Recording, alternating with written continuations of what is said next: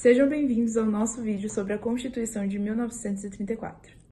Hoje nós vamos estudar um dos documentos mais importantes da política brasileira, que marcou uma época de grandes mudanças sociais, econômicas e políticas no Brasil. Vocês sabiam que essa Constituição nasceu em um período de intensas transformações e mudanças no país?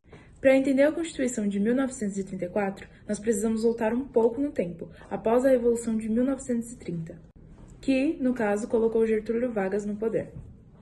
E neste período, o Brasil estava passando por uma época de transição política.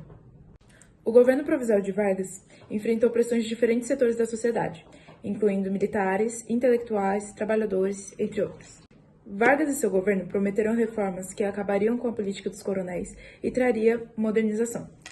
Inclusive, a convocação de uma Assembleia Constituinte foi uma dessas promessas, com o objetivo de elaborar uma nova Constituição que atendesse às demandas populares.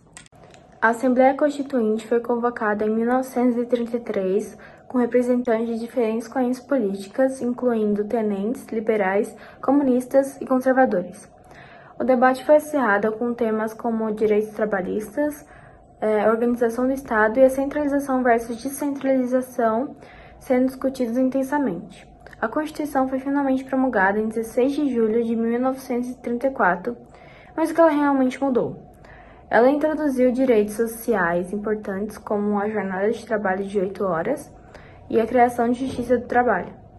Também ampliou o papel do Estado na economia e na vida social, promovendo uma maior intervenção estatal. A Constituição de 1934 trouxe várias inovações significativas para a estrutura política e social do Brasil.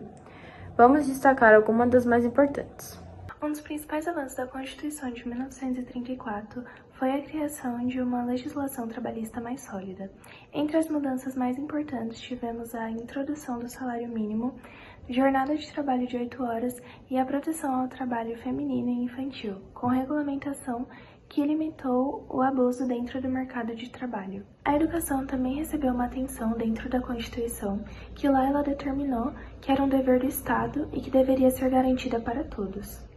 Embora tenham adotado um federalismo mais centralizado, ou seja, o governo central em Brasília controlando mais poderes, ela ainda garantiu uma certa autonomia para os estados, permitindo que elas mantivessem uma estrutura de governo regional. Esse equilíbrio foi importante para tentar estabilizar o país que estava saindo de uma série de conflitos, tanto político quanto social, após a Revolução de 1930. Embora a Constituição de 1934 tenha introduzido avanços significativos como a implementação do voto secreto e a inclusão do voto feminino pela primeira vez na história do Brasil, ela também teve vida curta.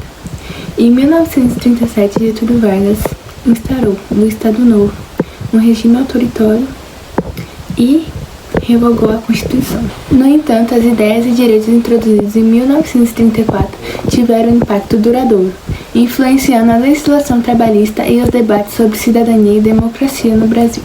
A Constituição de 1934 foi um marco na história brasileira, refletindo tanto as inspirações de mudança quanto os desafios de implementar reformas em um país em transformação. Seu legado continua sendo discutido até hoje, mostrando como documentos constitucionais podem ser ferramentas de transformação social e política.